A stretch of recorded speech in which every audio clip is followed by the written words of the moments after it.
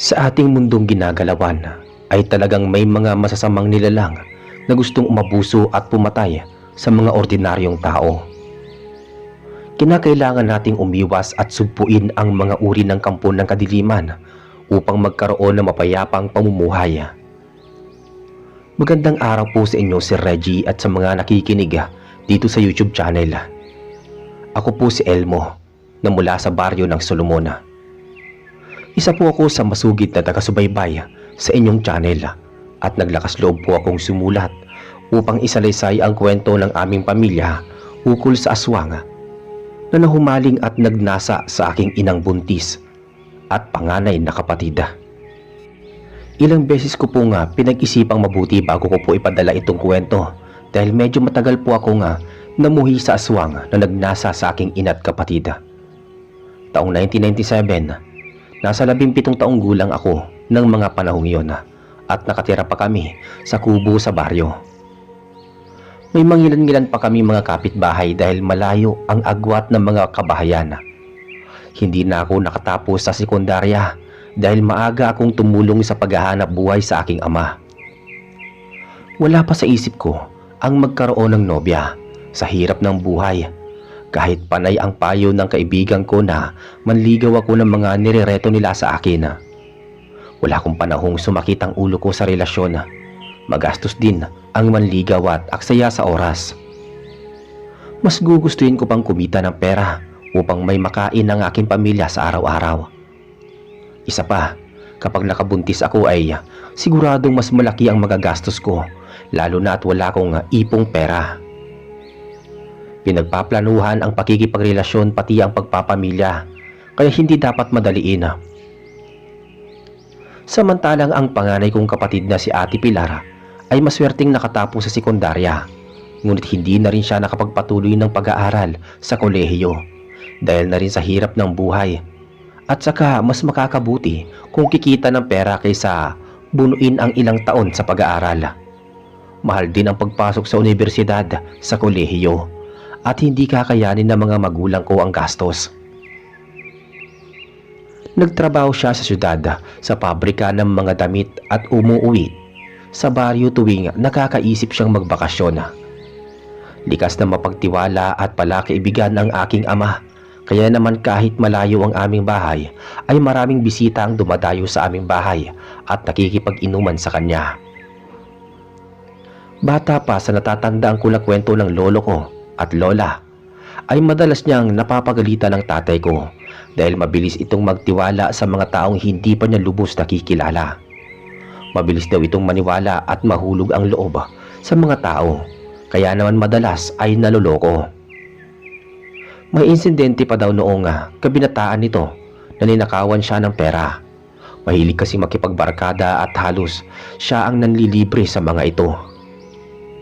Pero nagbago ang lahat noong magsimula siyang makapag-asawa. Umiwas na siya sa palagiang pag-iinom at paggala kasama ang mga kaibigan. Napag-isip-isip niya tumigil sa mga dating pinagkakabalahan at bawasan ang oras sa pakikipagbarkada. Subalit bumalik na naman ang kanyang pag-uugali noong lumaki na kami magkakapatid. Naghahanap buhay siya sa bukid at marami siyang mga kasamang magsasaka na mga pamilyado, kaya naman magkakasundo sila at mukhang may pagkakatulad ang mga interes sa buhay. Mabait at nakakatulong sa gawain sa bukid ang mga kasamahan niya. Kaya naman malugod namin silang pinagsisilbihang mag-iina sa aming bahay at kung minsan ay inaabot pa sila ng hating gabi sa pakikipag-inuman. Kaya naman halos napupuyat kami sa pag-aabyad sa kanila. Kung minsan ay napupuno na din ang nanay ko kapag gabi-gabi silang nagiinuman. Kaso noong tumagal ay hindi niya na masaway ang tatay ko dahil buntis siya at paraging inaantok, kaya naman ako ang naiiwang magligpit ng mga pinag-inuman. Mabuti na lang at nagtelegrama ang kapatid ko. Balak na daw muna niyang umuwi sa baryo para makapagpahinga dahil pagod na daw siya sa pagtatrabaho sa pabrika. Natuwa ko dahil may makakatuwang nako sa pagliligpit at pag-aayos sa aming bahay sa tuwing may inumang nagaganap. Umuwi noong mga panahong yun si Ate Pilara at kita ko na lalo siyang gumanda at sumeksi sa syudad. Dagdag pa na pumuti siya at lalong kuminis ang balat, kaya naman hanggang tingin na lang ang mga kabinataan sa kanya. Medyo masungit at suplada ang kapatid ko. Sa pagkakaalam ko, may nanligaw sa kanyang 3 kaklase niya. Doon yun sa sekundarya noon, kaso binastid niya at wala siyang gusto, saka pag-aaral ang nasa isip niya. Kaya simula noon ay wala na siyang tinatanggap na manliligaw sa aming bahay. Wala na rin makapagtangkang manligaw o magparamdam sa kanya. Mapili siya sa mga nagiging kaibigang lalaki sa aming baryo. Mature siyang mag-isip at wala siyang nobyo dahil trabaho at pagkakakitaan ang nasa isip niya. Kung minsan ay napagsasabihan din niya si tatay na halos gabi-gabi nitong pagsasama ng barkada sa magsasaka sa aming bahay para makipag-inuman. Buwelta naman ang tatay ko na hayaan na siya dahil kasiyahan niya iyon sa buhay. Wala naman daw siyang ibang bisyo at hindi nang bababae. Hindi raw nagwawaldas ng pera. Napapabuntong hininga na lamang ang kapatid ko. Kahit ilang beses niya nang pinagsabihan ng tatay ko ay walang epekto. Mas magaling pa itong mga tuwiran sa kanya. May pagkakataon pa nga noong hindi pa buntis ang nanay ko na pinapalayas niya ang tatay ko sa aming bahay dahil inuuna pa nitong makipag-inuman kaysa magpatuloy sa aming mag-iina. Mabuti na lang at nagkasundo sila, kung hindi ay baka nakatulog siya sa labas ng aming bahay. Naalala ko na sumapit ang kaarawan ng tatay ko at eksaktong malaki ang sahod niya. Nagpaluto siya sa amin ng maraming putahe at pulutan at may darating siyang mga kasamahang magsasaka. Lahat halos ng mga kasamahan niyang magsasaka ay inimbita niya. Nag-umpisa silang mag-inuman noong bandang alas 8 ng gabi. Nagawa pa akong patagayan ng tatay ko pero hindi ako nagpakalasing. Kaunti lamang ang ininom ko at mabilis din akong umalis sa mesa dahil nagluluto ako ng pulutan.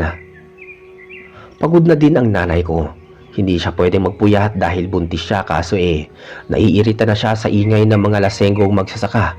Kaya binulyawan niya ang mga kalalakihan sa sobrang inis. Sa takot ng mga magsasaka ay maaga silang nagsipagpaalam kay Tatay Paing at hindi na nakipag-inom pa. Iyon ang unang pagkakataong nagalit ang nanay ko sa mga kapwa magsasaka ni Tatay Paing. Hindi rin makapagsalita ang tatay ko sa takot sa nanay ko. Tumulong siya sa pagliligpit ng mga pinag-inuman. Kami mag-ama ang magkatuwang at nawala ang kalasingan niya habang pumasok sa walang kaimik-imik ang nanay ko. Sa mga sumunod na araw ay hindi na ulit nasundan ang pag-iinom sa bahay namin. Kaso lumipas ang ilang araw ay nag-umpisa na namang mag-imbita ang tatay ko. Nagpalamig lang pala sila para kumalma ang nanay ko. Ipagpapatuloy pa rin pala ng tatay ko ang kahiligan niya. Isang gabi, may dumating na 5 kasamahang magsasaka ang aking ama. Medyo nasurpresa ako dahil merong isang lalaki ang naiiba sa kanila. May katangkaran ito, mistiso, gwapo, at may kabataan. Kung iisipin hindi ito mukhang magsasaka dahil kutis mayaman. Pinakilala ni Tatay Paing sa aming mag-iina, si Fidelino, na bago niyang kasamahang magsasaka. Isa pala itong dayo sa aming lugar at nakatira sa may gawing kuprahan sa paanan ng bundok. Pinupuri siya ng tatay ko dahil sa kasipagan at pagiging matyaga. Biniro pa niya ito na sobrang abala nito sa pagtatrabaho, mukhang wala na itong panahon na maligawan o manligaw ng babae. Napalingon ang tatay ko kay Ate Pilara na noon ay kakatapos lamang maglapag ng pulutan sa mesa. Balak pa niyang ireto ito kay Fidelino. Hindi naman daw magkalayo ang kanilang mga edad, kaso pasimpleng napasimangot si Ate Pilara. Pagkatapos ay mabilis siyang tumalikod kay tatay at Fidelino. Napahalakhak na lamang ang tatay ko at sinabi niya kay Fidelino na wag na munang intindihin si Ate Pilara dahil may pagkamasungit ito. Medyo maganda ang mood ni nanay, hindi kasi siya nagluto. Kung hindi kami ni Ate Pilara at hindi siya masyadong pagod pero panay ang pagtingin-tingin niya sa aming magkapatid at patulong-tulong siya sa paglalagay sa mesa ng mga pulutan. Pinagluto pa namin ni Ate Pilar ang mga nagiinuman ng adobong kambing at ginataang bayawak. Aliw na aliw silang nagbobolahan habang tumutungga ng gin bilog. Panay mga asaran at bulahan ang mga pinag-uusapan nila. Nag-i-English pa nga ang isa sa kanila, halatang may tama na rin ang alak. Pero sarap na sarap sila sa mga luto. Mungkahi pa ng magsasaka na mag-asawa na daw si Ate Pilar dahil masarap daw siyang magluto. Napahalakhak na lang ang tatay ko. Natatawa na lang ako sa isang tabi habang nakikinig sa kwentuhan nila. Kumakanta pa ang isang magsasaka. Napamali-mali ang lyrics ng kanta. Nabubulol dahil lasing na. May napagkwentuhan sila na di umano ay mayroong aswang na gumagala sa aming lugar at karamihan daw ng nabibiktima ay mga magagandang babae, halos mga dalaga. May natatagpuan daw sa ilog sa Sapa at maging sa tabing dagat na mga walang tapis at nakalabas ang mga laman loob. Noong mga nakaraang linggo daw ay napatay ang anak ng kumpare ni Tatay Paeng na si Kahulyan. Lara daw ang pangalan nito, pero Tisay ang tawag dahil sobrang puti. Palaporsilana ang balat nito at meron itong nobyo buhat sa syudad. Ginabi daw ito sa labas ng bahay at hindi na nakauwi.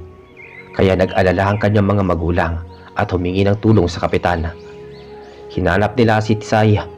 May dala pa silang mga sulo at nagimbal sila pagkakita na may bangkay ng isang babaeng hubad ang buong katawan at may malalim na sugat sa buong katawan. May malaking hiwa ito sa dibdib at butas ang buong tiyan. Nakalabas ang kanyang laman loob at nilalangaw ang bangkay. Mukhang hindi ito ginaasa, hindi nawasak ang pagkababae nito. Espekulasyon ng mga tao ay manyakis ang aswang na pumatay dito. Napatawa si Fidelino at sinabing porket hubad ang nabibiktima ay manyakis na ang sospek. Nangatwira ng isa sa kanila at nakipagtalo kay Fidelino. Akala ko ay magkakagulo sila. Mabuti na lang at nagbago ng tatay ko ng paksang pinag-uusapan nila. Nagtagal ang kanilang inuman na pasado alauna. Talagang sinulit nila ang pagkakataong maganda ang timpla ng nanay ko. Kaso naiinis din ako. Dahil kung mamulutan ang mga kapwa magsasaka ng tatay ko ay akala mo wala nang bukas. Ubos kong ubos ang mga pulutan. Hindi na kami nagluto ng pulutan at hinayaan na lang namin silang uminom ng alak na walang pulutan. Total ay mga lasing na ang karamihan sa kanila at panay ang kwentuhan. Kontento na lang sa alak. Maya-maya dahil sa kalasingan, isa-isa na silang nagpaalam. Hanggang sa ang matira na lang ay si Fidelino na mukhang hindi pa nalalasing. Patuloy lamang ang kanilang pag-uusap kahit wala na silang iniinom na alak. Maya-maya ay saglit na nagpaalam si Tatay Paeng kay Fidelino at magtutungo muna siya sa palikuran dahil tinatawag siya ng kalikasan. Medyo namumula at paika-ika na din lumakad si Tatay Paeng dulot ng kalasingan. Pero maayos pa rin siyang nakakarating sa palikuran kaya hindi ko na siya inalalayan. Balak ko na sanang pumasok sa may silid tulugan dahil antok na ako. Pagod at masakit na ang katawan ko sa kakaluto ng mga pulutan. Kaso inasulyapan ko at napasulyap ako sa bahaging kusina. Nakita ko na naguhugas siya ng mga platito at mga baso. Nakasuot siya ng duster at litaw na litaw ang kaputian. Si ate ko yun. Kita ko kung gaano kaseksi ang kapatid ko. Mabuti na lang at wala na ang mga lasenggong magsasaka. Kung nakita nila si Ate Pilar, baka na demonyo ang kanilang pag-iisip. Napabaling ako sa gawing kinaroroonan ni Fidelino at nakita ko siyang titig na titig kay Ate Pilar na tila mayroong mali siya. Pinagmamasdan niya ito mula ulo hanggang paa at tila napapangiti pa siya na parang may nabubuong pantasya sa isip niya. Hindi ako natutuwa, mukhang may masamang mangyayari. Tumayo siya papalapit sa kapatid ko at palagay ko ay balak niya itong hawakan. Medyo kinabahan ako at naisip ko na manyaki si Fidelino at baka kung anong masamang gawin niya sa kapatid ko, lalo pat may alak sa kanyang katawan. Balak ko na sana siyang sigawan at pigilan, kaso inarinig ko ang boses ni Nanay Esme mula sa sala at inutusan niya ako na tumulong kay Ate Pilar sa pagliligpit ng mga pinag-inuman. Paglingon ko ay nasa likuran na pala ang nanay ko. Lumalakad siya, pasulong at tumulong kay Ate Pilar sa paghuhugas sa lababo. Lalapit sana ako sa kanilang dalawa nang biglang hawakan ni Fidelino at himas-himasin ang tiyan ng nanay ko. Nasorpresa siya at tinanggal ang pagkakahawak ng kamay nito sa kanyang tiyan. Tumingin ng masama ang nanay ko kay Fidelino. Napangisi si Fidelino at humingi ng paumanhin. Tinanong niya kung ilang buwan na daw ang tiyan niya. Para daw napakalaki ng tiyan nito at mukhang malapit ng manganak. Sa puntong yon ay hindi ko na natiis na makitang mukhang minamanyak niya ang aking ina. Kinuha ko sa kaluban ang itak ng tatay ko na nakasabit sa pako sa may dingding at matapang akong nagtungo sa may lababo. Ibinasiwas ko ang itak at nagulat silang lahat. Hindi ko alam kung saan nanggagaling ang katapangan ko noong oras na yon. Pinalaan ko si Fidelino na tumigil sa pagtatanong at paghawak sa tiyan ng nanay ko at baka mausog ito. Wala man lang siyang hininging permiso sa paghimas niya sa tiyan ng aking ina. Basta na lang siyang humawak. Hindi yun magandang pag-uugali ng isang dayuhang katulad niya. Hindi siya kaagad nakapagsalita hanggang sa narinig ko ang paglapit na yabag. Noong mapansin ko na paparating ang aking ama, ay tinago ko ang itak. Maya-maya ay ngumiti si Fidelino at magalang na nagpaalam sa aking ama dahil malapit na daw mag-umaga. Nagpasalamat ang tatay ko sa matagal nitong pamamalagi sa aming bahay bilang pakikisama at nagawa pa nitong ihatid siya sa labas ng bahay kahit pasuray-suray na at mukhang lasing na lasing talaga. Matapos ang lahat ng kaganapan ay ako na ang nagkusang magligpit ng mga pinag-inuman at minabuti ng nanay ko na alalayan ang tatay ko sa pagpunta sa silid tulugan. Hindi ko na nagawang makipag-usap sa nanay ko at hindi ko na rin naisumbong ang kabastosang ginawa ni Fidelino kay Nanay Ismay at Ate Pilar. Plano ko na kapag nawala ang kalasingan ng tatay ko ay sa umaga isusumbong ko ang lahat ng mga ginawa ni Fidelino. At kung maaari ay pagpakaisapan ko siya nga huwag na itong papasukin sa aming bahay dahil masama ang kutob ko sa kanya. Malapit nang sumikat ang araw nang makatapos ako sa paghuhugas at pagliligpit ng mga pinagkainan. Pagkalapat ng likod ko sa kama ay doon ko palang naramdaman ang pagod at antok, subalit hindi ko magawang ipikit ang mga mata ko dahil nararamdaman ko na parang may nakatingin sa akin. Napasulyap ako sa dingding at nakita ko ang isang maliit na siwang kung saan nakakita ko ng isang malaking nakamulagang nanlilisik na mga mata. Nilukuban ako ng hilakbot at nawala ang aking antok. Bahagya akong lumapit sa siwang, subalit biglang nawala ang nakasilip na mata at mukhang lumipat ito ng pwesto. May narinig akong mga yabag ng mga paa na nagmamadaling naglalakad. Lumabas ako ng silid at narinig ko ang mga yabag na paa patungo sa silid ni Ate Pilar. Nagtungo ako sa kusina at kinuha ko ang itak ng tatay ko. Nagawa ko din na dumakot ng asin dahil nakatitiyak ako na aswang ang sumilip sa siwang ng dingding. Lumakad ako papunta sa silid ni Ate Pilar. Kumatok ako sa pinto at pabulong ko siyang tinawag. Subalit binuksan ko ang pinto at wala siya sa loob. Dumiretso ako sa may gawing sala, pati sa kusina ay wala ang presensya niya. Naisipan ko magtungo sa likod ng bahay at alamin kung nandoon siya sa may palikuran. Lumabas ako at nagtungo sa may labas ng palikuran. Laking gulat ko na may napansing taong nakaluhod at panay ang pagsilip sa siwang ng maliit na siwang. Halatang nambuboso. Sumigaw ako at hinagisan ng asin ang taong naninilip. Pagkatapos ay tinawag ko si Ate Pilar at mabilis siyang tumugon sa akin. Napasigaw ang taong naninilip na para bang nasaktan, pagkatapos ay dali-dali itong kumaripas ng takbo sa may gawing talahiban. Hindi ko na ito naabutan at hindi ko rin nakilala dahil medyo madilim. Sa may gawing talahiban, hustong lumabas sa palikuran si Ate Pilar at tinanong niya kung bakit ko siya tinatawag. Sinabi ko sa kanyang may manyakis na naninilip sa kanya sa loob. Nabahala si Ate Pilar kaya naisipan na naming bumalik kaagad sa loob ng bahay. Pagkabalik namin sa bahay ay sinarado ko na mabuti ang pinto. At napagpasyahan ko na matulog sa silid ng kapatid ko para mabantayan ko siya sa magdamag at baka bumalik ang taong nanilip sa kanya sa palikuran at magawa pa siya nitong silipin sa kanyang silid tulugan. Meron pang maliit na siwang noon sa kanyang kwarto kaya maaaring may sumilip na ibang tao. Maya't maya akong nagigising at sinisiyasat ang dingding, gayon din ang bahaging silong, at nagpasalamat naman ako na wala akong nakitang mga matang nakasilip. Inabot na ako ng umaga na kulang ang tulog. Pupungas-pungas akong lumabas sa silid at inabutan ko na kakatapos lang magkape ng tatay ko. Samantalang nagsasampay ng mga damit na nilabhan ang nanay ko sa labas ng bahay. Kaya pa naman niyang gumawa ng mga gawaing bahay kahit medyo nakaumbok na ang kanyang tiyan. Nabungaran ko ang tatay ko at isinumbong ko sa kanya ang lahat ng ginawa ni Fidelino. May hinala pa ako na siya ang nanilip kay Ate Pilar sa palikuran. Subalit laking gulat ko na hindi naniwala sa akin si Tatay Paeng. Pinayuhan niya ako na huwag basta-basta magbibintang sa ibang tao. Wala na akong matibay na ebidensya. Mabait na tao si Fidelino at malaki daw ang respeto nito sa kanya.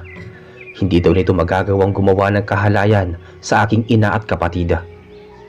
Tumahimik na lamang ako sa isang tabi pagkatapos iyon ay kinuha ng tatay ko ang kanyang sisidlan at nagpaalam sa akin patungo sa bukid. Hindi ako makapaniwalang hindi siya naniniwala sa akin. Naisip ko na baka aswang si Fidelino.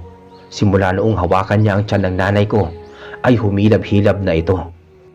Aswang lang naman ang kayang gumawa nun. Kumuha ako ng maliit na lagayan ng mga sausawan at doon ko pinigaan ng kalamansi at binunburan ko ng asin. Pagkapasok ng nanay ko ay nakita niyang inilagay ko ang lagayan ng sausawan sa lamesa. Napakunot noo siya at tinanong niya kung para saan iyon, at agad ko naman siyang sinagot na naghahanda ako ng kalamansi at asin upang malaman kung sino ang kainuman ni Tatay Paeng na aswang. Hindi ko pinaalam kay Nanay Esme pero malakas ang kutob ko na kasamahang magsasaka ni Tatay Paeng ang sumilip sa siwang sa dingding ng kwarto ko at nanilip kay Ate Pilar.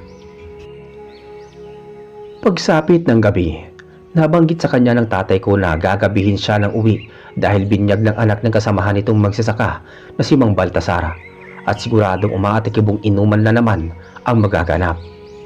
Eksaktong lumabas sa kwarto si Ate Pilar. Tinanong ko siya kung naglakas loob siyang magsumbong kay Tatay Paeng ukol sa paghimas ni Fidela sa tiyan ni Nanay Esme.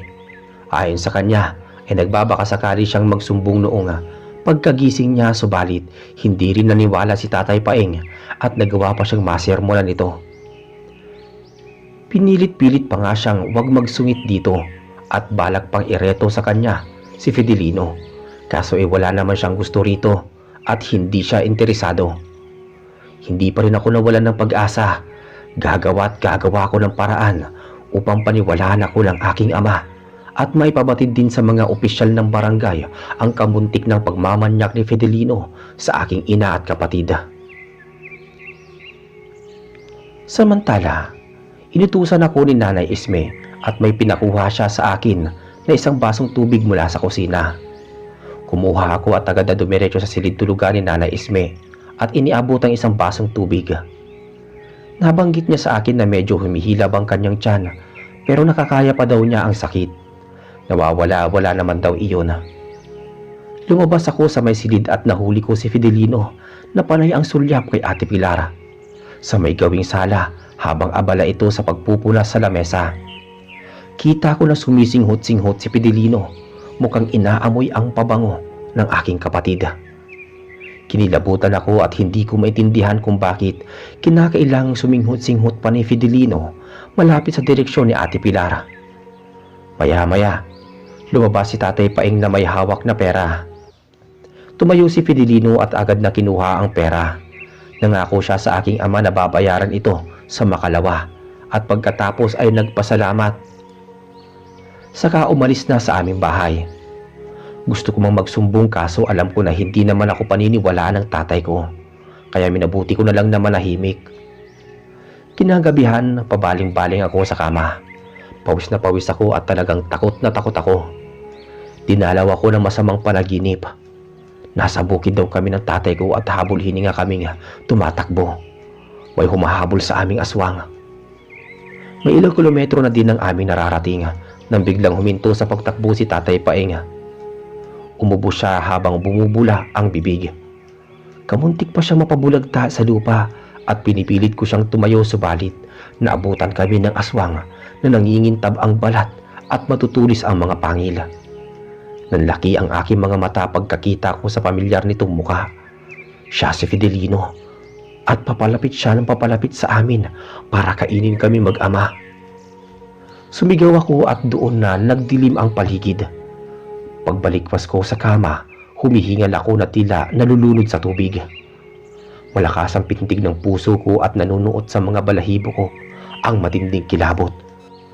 Hanggang sa panaginip ay nakikita ko si Fidelino. Talagang masama na ang hinala ko sa kanya. Ilang minuto pa ang lumipas bago ako nahimasmasan, pero hindi ako kaagad nakatulog dahil sa pag-aalala na mapapanaginipan ko na naman siya. Umabot pa ako sa hating gabi bago tuluyang nakatulog. Kinabukasan sumakit na naman ang tiyan ni Nanay Isme at kinuha ni Ate Pilar ang pampahid nitong mainit na lana para mawala ang sakit. Sobrang sakit ng tiyan ng nanay ko. Hindi yun katulad noong mga nakaraang araw. Eksakto pa na nasa bukid ang tatay ko at nagtatrabaho. Masama na naman ang kutob ko at saka may naaamoy akong masangsang na amoy sa paligid.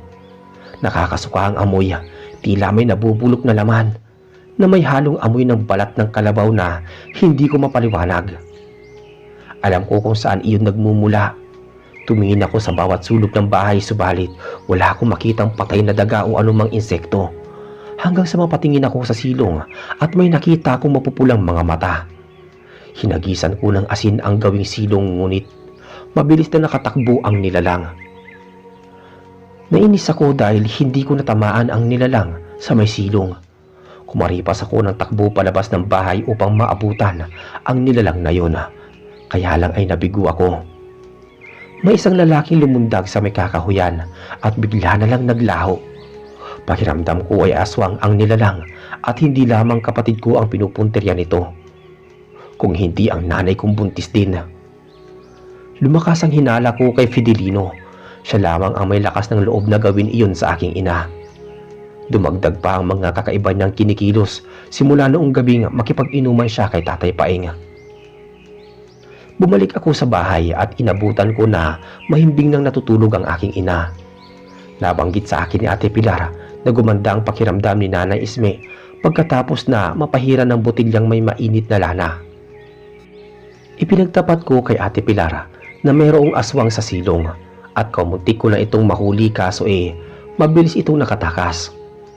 Sinabihan ko siya na maging alerto sa pagsapit ng gabi, lalo pat ang aming ama ay wala. Sa buong maghapon ay inobserbahan naming mabuti si Nanay Isme, pero hindi na humilap ang kanyang tiyan. Sumapit ang gabi, naghanda kami ng simpleng ulam. Hindi pa rin umuwi si Tatay Paeng. Nagsalo-salo kami mag-ina at nagkwentuhan. Nababahala si Nanay Isme sa pagiging malapit ni na Tatay Paeng at Fidelino, lalo pat mukhang hindi talaga mapagkakatiwalaan si Fidelino. Sumabat ako at sinabi ko nga, makapal ang mukha ni Fidelino. Nagawa pa niyang mangutang sa aking ama para naabuso na ang kabaitan niya. Kung ako lang ang masusunod, hindi ko na papapasukin at tatanggapin sa aming bahay si Fidelino. Maya-maya ay naubos na namin ang mga pagkain sa aming mga plato. Nagulat kaming mag-iina nang may malalakas na katok sa pinto.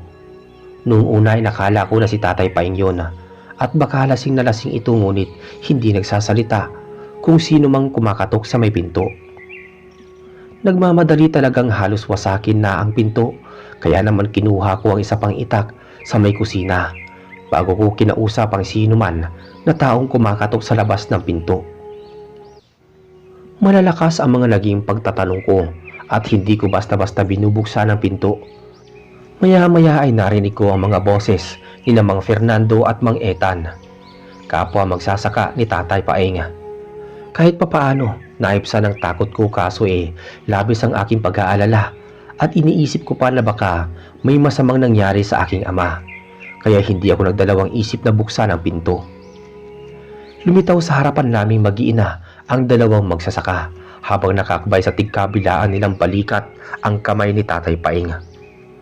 Namumutla siya at mukhang nangihina.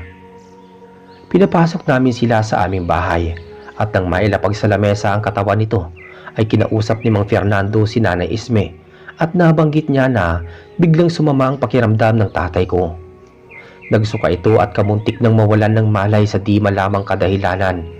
Kaya naisip nilang ihatid ang tatay ko pero dumaan muna sila sa bahay ng albularyong si Mang Osteng bago dumiretso sa aming bahay. Anumang oras ay darating ang albularyo sa aming bahay. Walang ano-ano ay tumawag si Mang Osteng sa labas ng bahay. Pinatuloy namin siya at pagkakita niya sa nanlulupaypay na katawan ng tatay ko ay kaagad niya itong pinulsuhan. Maya-maya ay pasimple akong nagtanong sa dalawang magsasaka kung kasama nila sa inuman si Fidelino. Pareho silang sumang-ayon at nabanggit pa ni Mang Fernando na napansin nilang magsasaka na may sugat sa gawing leeg pababa sa dibdib si Fidelino.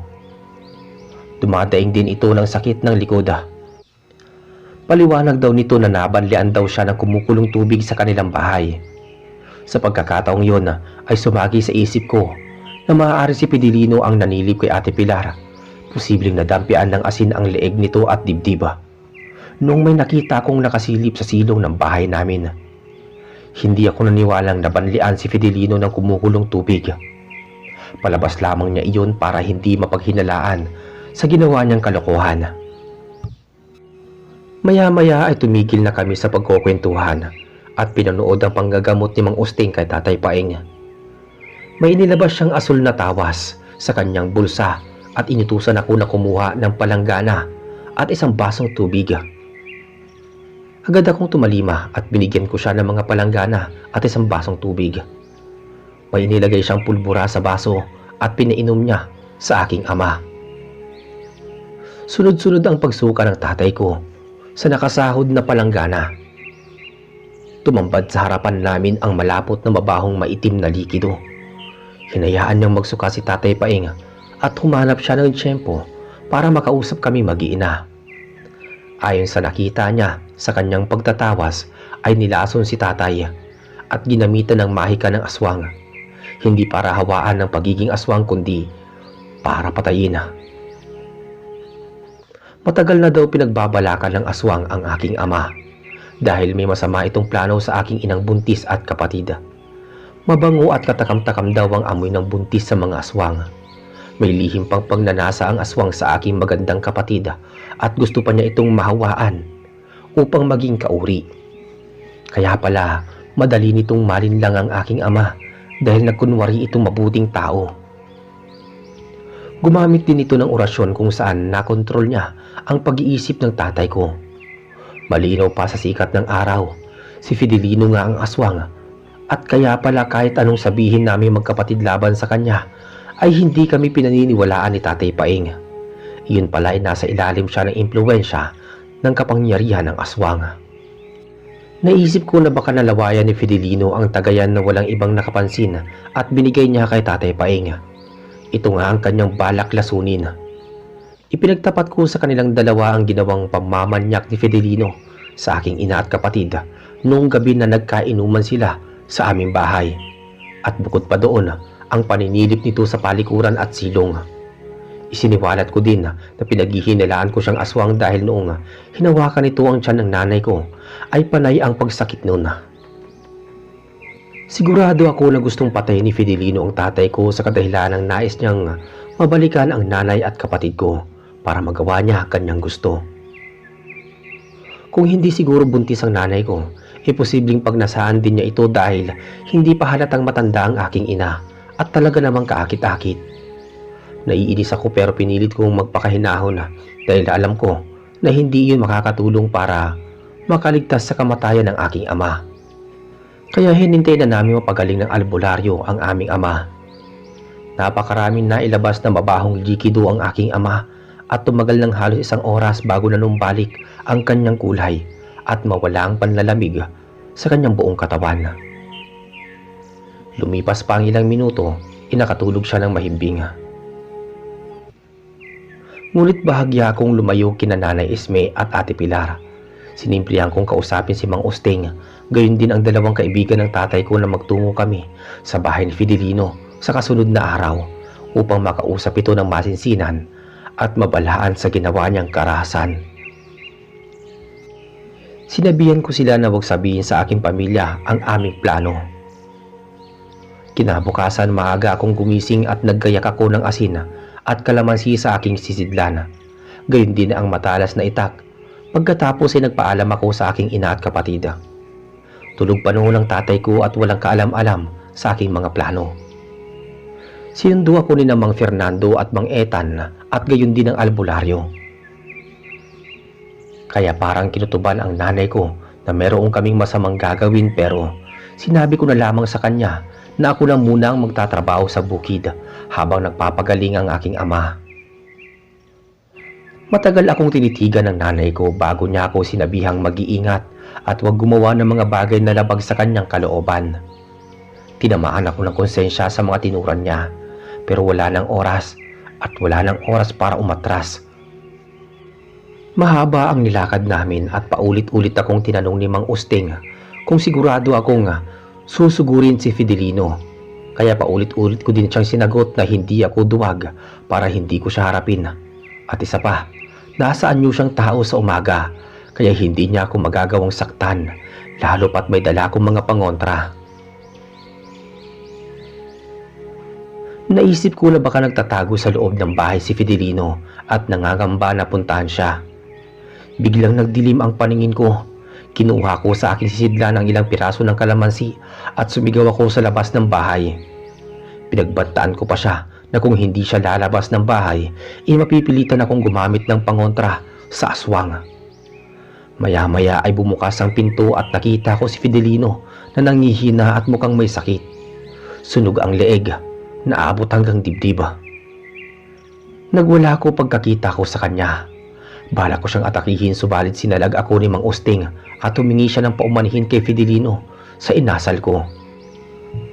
At pinaliwanag niya na dala ng galit ng bugso ng damdamin, kaya nasasabi ko iyon. Nakita ko ang mga luha sa mga mata ni Fidelino at bigla siyang humingi ng tawad sa akin. Sana daw ay wag ko na siyang patayin. Doon ay bigla akong natauhan at naisip ko na hindi ako dapat gumawa ng dahas, lalo na at nasa teritoryo niya ako. Nagbaba ko ng boses at mabilis na humingi ng paumanhin sa mga kapangasan ng ugali ko. Basta pinaalalahanan ko siya na kapag gumawa pa siya ng karahasan sa aming pamilya, ay ako na mismo ang magbibigay sa kanya ng parusa. Kung maaari, itigilan niya na ang tatay ko at wag na kaming pakikialaman. Tumango siya at nangako na hindi na kami gagambalaing mag-anak, alang-alang sa kaligtasan ng kanyang buhay. Nagpasalamat naman ako sa kanyang kooperasyon at hindi na rin kami nagtagal sa lugar na iyon, kaya bumalik na ako sa aming bahay. Kahit papaano, nakahinga ako ng maluwag.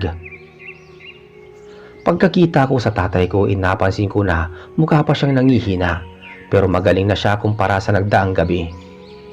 Tumayo siya at naglakad palapit sa akin. Tinanong ko siya kung kamusta na ang pakiramdam. At masaya naman siyang tumugon na nasa maayos na ang kondisyon niya. At kalakip nun ay niyakap niya ako ng mahigpit at humingi ng tawad sa nagawa niyang hindi paniniwala sa mga katarantaduhang ginawa ni Fidelino sa aking ina at kapatid. Masyado daw siyang nagpakakampante sa pagtitiwala sa iba at hindi niya kinestyon ang pagkatao nito, kaya sa huli nagsisi siya. Hindi ko na ininda ang paghingi niya ng tawad dahil ang mahalaga noon ay natauhan na siya sa kanyang pagkakamali at biktima din siya ng pag-aabuso ng aswang. Masaya ko dahil sa wakas ay nakaligtas na sa panganib ang tatay ko. Simula ng araw na yun ay hindi na nagawang araw-araw na mag-akit ng inom si Tatay Paing.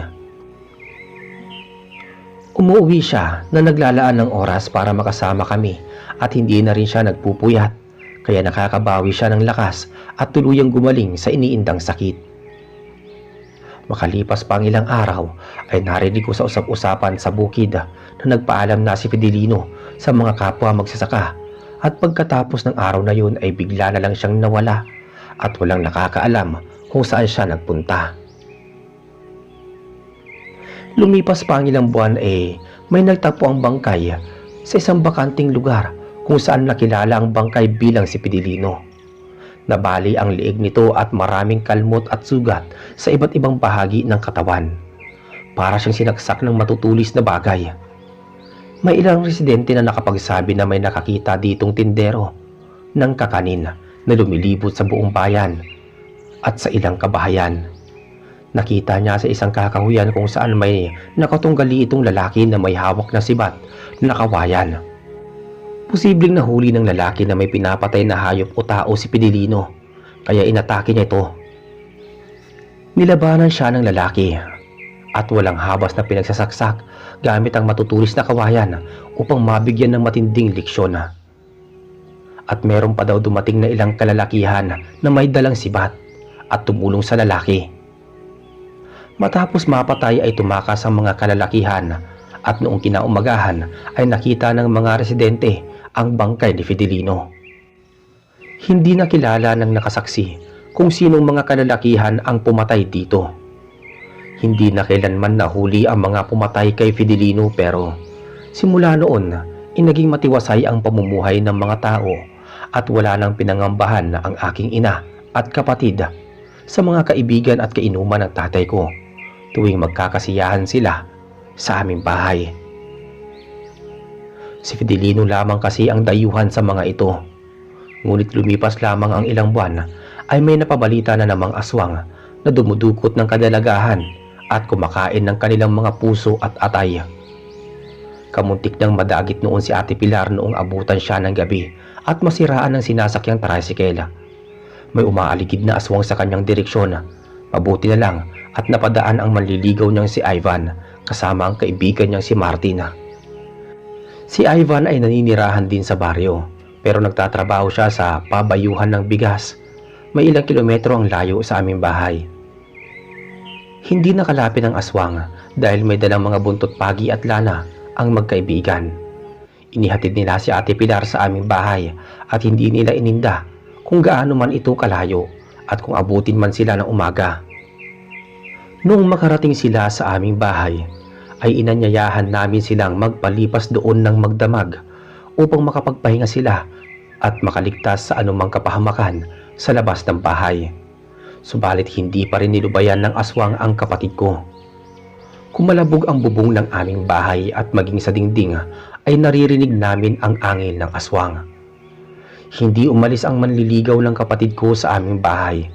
Pinaghampas ni na Martin at Ivan ang bubong gamit ang buntot pagi, samantalang nagtulong-tulong kami ng aming pamilya na sabuyan ng asin ng bawat sulok ng aming bahay. Makalipas ang ilang sandali ay tumahimik ang buong paligid. Tila na itaboy namin ang aswang, kaya naman nagbalak na kami magpahinga. Ngunit hindi rin kami nakatulong ng aking ama. Magdamag kami nagbantay upang makasigurado na talagang walang aswang sa paligid ng bahay. Sa kinaumagahan ay maagang nagpaalam ang magkaibigan. Nagpasalamat si Ate Pilar at lalo niyang hinangaan si Ivan sa ipinakita nitong katapangan at lakas ng loob na lumaban sa aswang para maprotektahan siya at malayo sa anumang masamang banta.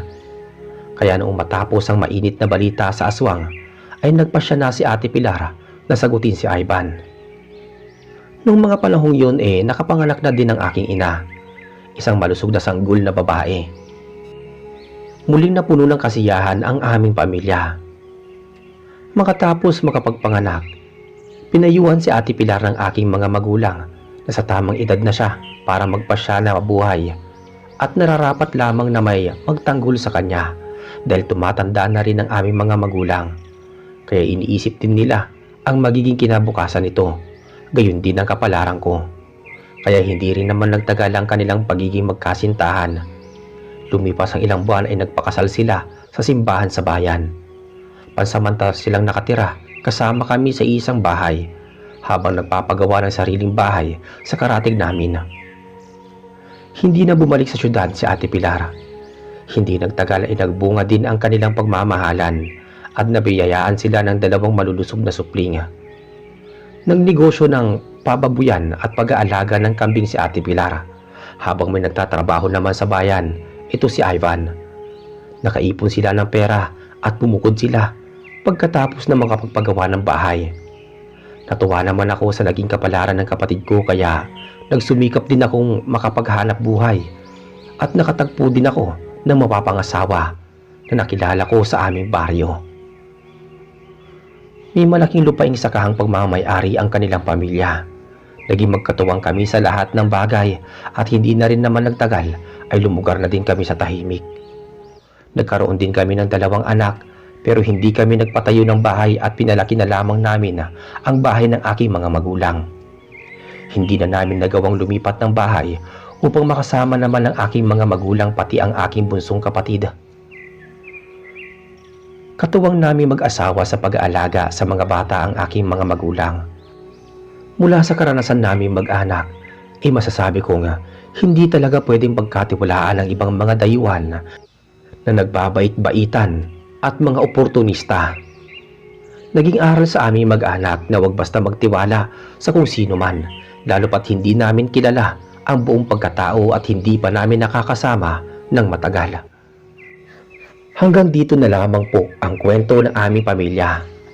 Nawa ay kinapulutan ninyo ng aral ang aming naging mga karanasan. Salamat po sa inyong pakikinig.